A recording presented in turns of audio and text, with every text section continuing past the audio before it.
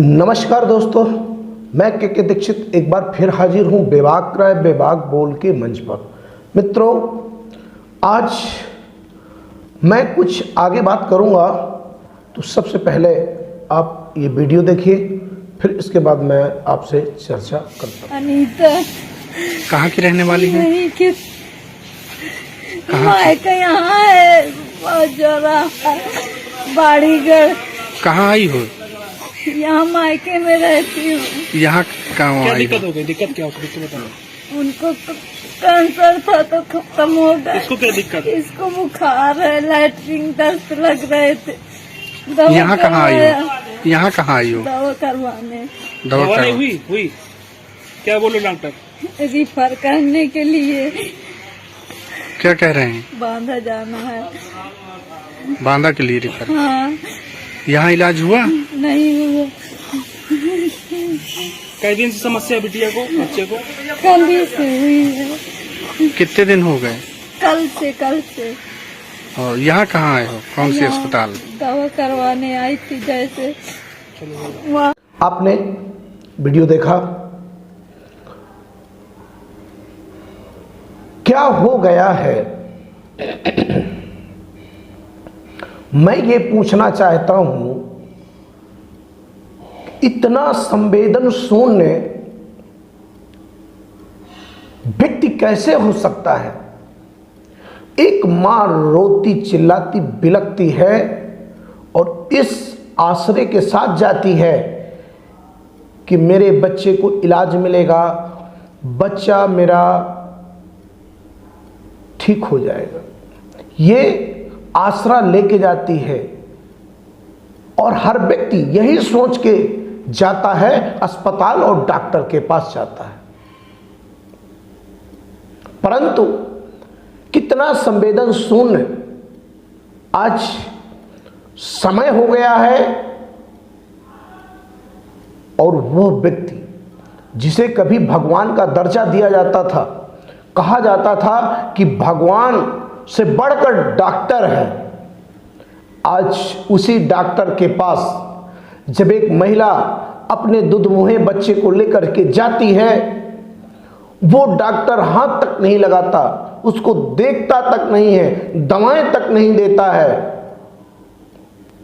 और उस मां का वो लाल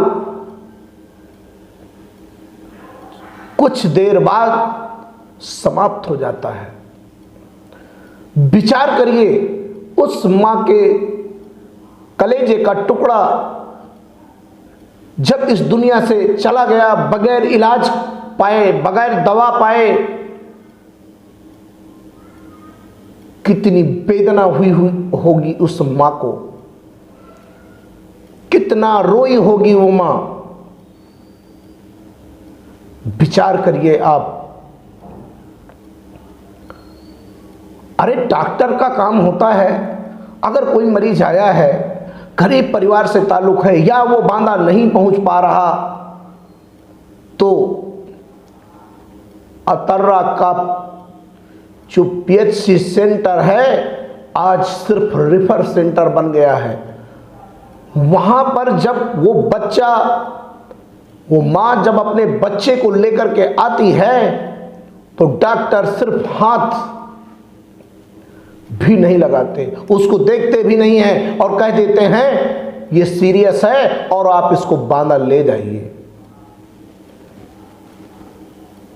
निश्चित तौर से अगर किसी की मृत्यु आई है तो आप उसे नहीं बचा सकते, परंतु विचार करिए, आपका पद भगवान के बराबर है। लोग आपको भगवान के बाद आपको पूछते हैं और डॉक्टर को भगवान की उपाधि देते हैं। अगर आपने थोड़ा बहुत दवा किया होता, कुछ इंजेक्शन दवाएं कर दिए होते, इसके बाद ये कहते कि आप बांदा ले जाओ, तो एक बार उस मां के दिल को तसल्ली तो पहुंचती कि डॉक्टर ने इलाज किया, सीरियस था, मुझे बांदा के लिए कह दिया और मैं नहीं पहुंच पाई। आपने एक कुछ भी नहीं किया और उस मां को निराश करके भेज दिया, और वो मां बांदा तक नहीं पहुंच पाई और उसका लाल उसकी जिंदगी से निकल कर चला गया। आखिर इसका दोषी कौन है? मैं इसका दोषी पूरे सिस्टम को मानता हूं। बिल्कुल जितना दोष उस डॉक्टर को है, ये घटना जो है अतर्रा पीएचसी की घटना है और अतर्रा पीएचसी में लोगों शिकायत करते हैं कि ज़्यादातर ये रेफर सेंटर बन गया है। कोई भी मरीज आता है तत्काल उसे बांधा रेफर कर दिया जाता है। क्या कारण है? आखिर सिस्टम में कहाँ खामी है? अगर दवाएं नहीं हैं तो उन्हें जानकारी उच्च अधिकारियों तक पहुंचाना चाहिए। सरकार तक बात पहुंचनी चाहिए कि अस्पतालों में दवाएं नहीं है, या तो इतना प्रेशर है डॉक्टरों के ऊपर और दवाएं नहीं है, इसलिए उन्होंने सिर्फ रेफर सेंटर अस्पतालों को बना दिया है। परंतु क्या जो डॉक्टर भगवान कहा जाता है, आज उस डॉक्टर को इंसान कहने में भी एक बार विचार करना पड़ रहा है, सोचना पड़ रहा है कि ये इंसान है कि नहीं है। जिस तरह से वो मां बिलक बिलक करके रो रही है, एक बार सिस्टम को फिर से अवलोकन करना चाहिए, नीचे से ऊपर तक पूरे सिस्टम को एक बार समझना पड़ेगा, देखना पड़ेगा।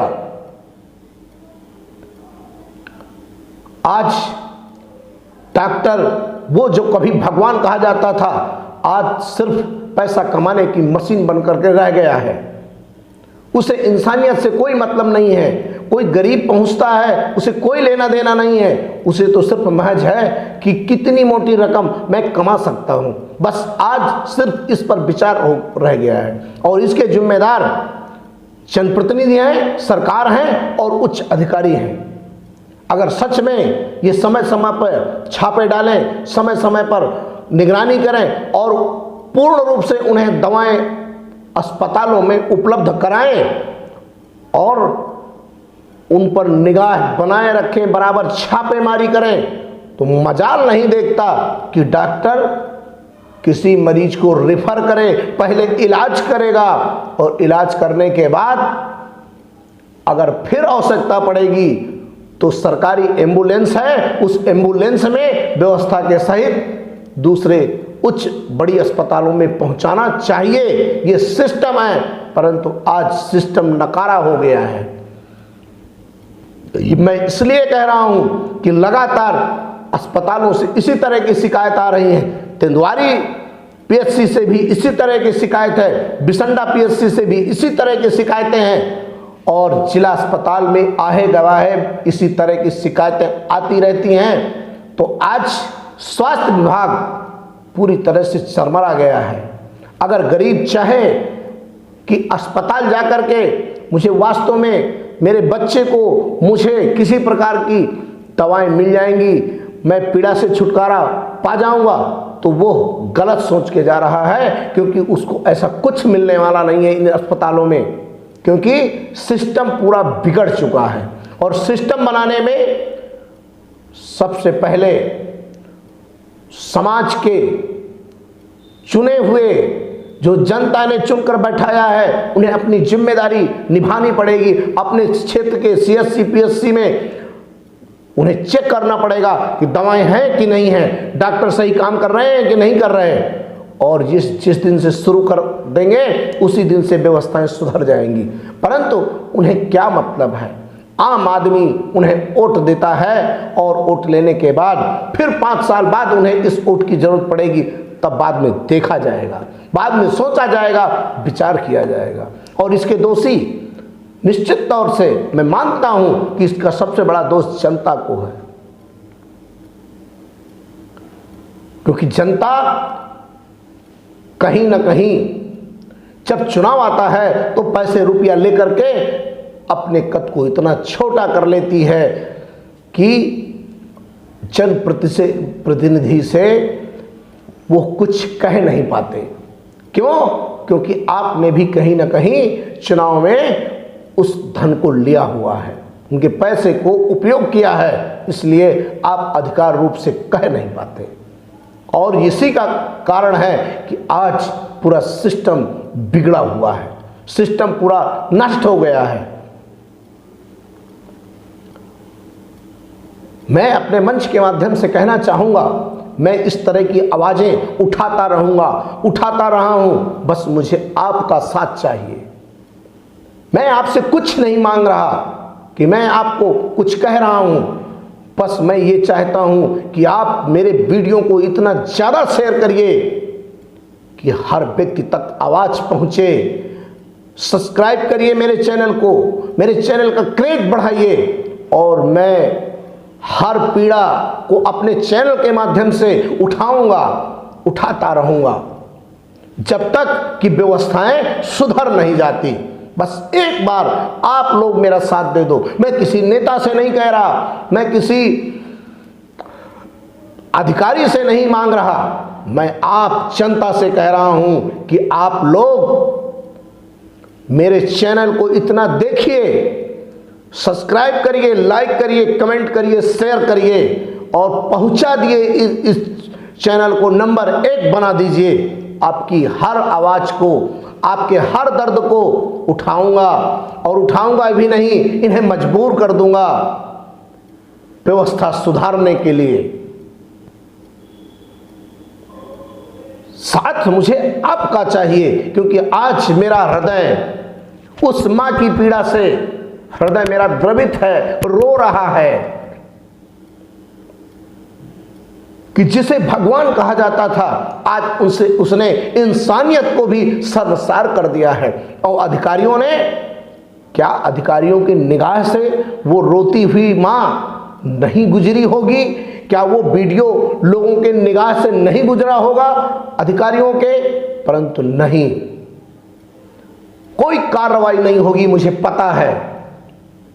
उस डॉक्टर को सस्पेंड भी नहीं किया जाएगा, उस डॉक्टर को निलंबित भी नहीं किया जाएगा, उस डॉक्टर को वहां से हटाया भी नहीं जाएगा, क्योंकि कहीं ना कहीं सब के सब एक दूसरे से जुड़े हुए हैं, इसलिए कुछ नहीं हो रहा।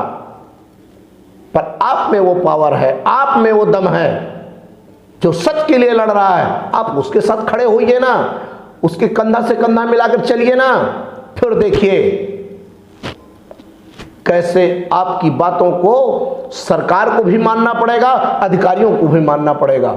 और मैं ही नहीं, मेरे जैसे जितने भी सही चीज दिखाते हैं उन सब का आप सपोर्ट करिए, उन सब को ऊंचाइयों तक पहुंचाइए। जनता के हर बच्चे तक उनकी आवाज पहुंचनी चाहिए जो सच के लिए आज लड़ रहे हैं।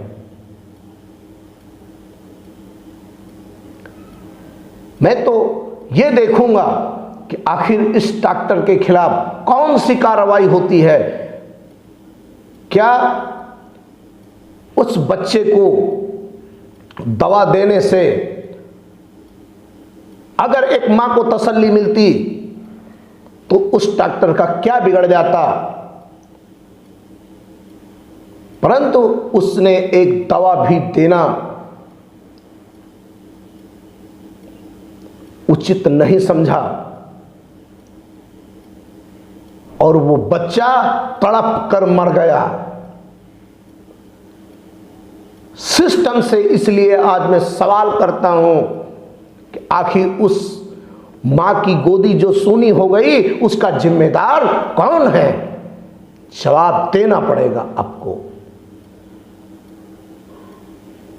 और अगर मुझे आप नहीं जवाब दिए तो ये जनता है आपसे जवाब जरूर लेगी, और आज अभी नहीं देंगे तो आने वाले समय में आपको जवाब देना पड़ेगा और जनता जवाब लेकर रहेगी। आज के लिए बस इतना ही। जय हिंद, जय भारत।